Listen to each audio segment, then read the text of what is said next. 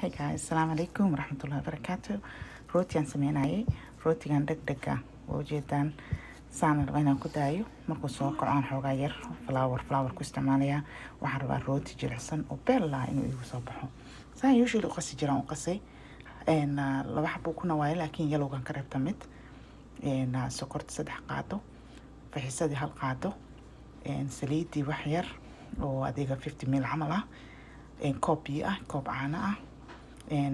saliidan waa idin sheegay 50 ml isbada yariistaad waxa dhan waa isku wada qasay saan ku soo baxay burka waa 6 kaab iyo xoogaa dheer ah sometimes xoogaa ka yar okay so jiidkan rabana ku daay hadda and then hadhow markaan sameynayo aan intusina insha Allah burka ayaan ka isticmaalaya waxaan rabaa rooti jilicsan oo beel laa inuu iga soo baxo saliida malmari badan ku daboolina okay saa u jeedaan ma kala goynin laakiin laba dhinac kala jaxjaxay say marka daaqad u yeelato saas u korlaabay suujiska dhex u gala ma arkino kan waxa uu sameynayaa saan oo kaleeto design yara u yeelaya waa dudubaya waa isku dhajinaya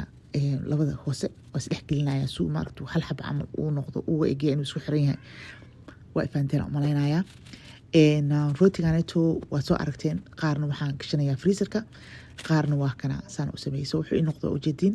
6 oo kuwa circle-ka ah iyo 6 oo kuwan kale ah so 12 xabo maybe kan kale 12 xabo camal uu noqon karaa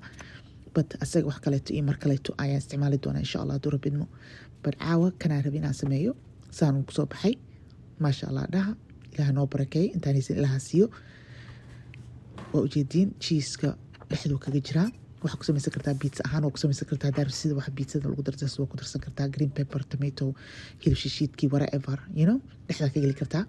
ama saas oo kale cheese-ka meeshaas furan kaga daadsan kartaa waxyaalihii kale oo pizzada u ekeysiinaya yeah so ujeedin jazakallahu khair adaawanaysin like isar like wicaawniya subscribe haday ku cusub tahay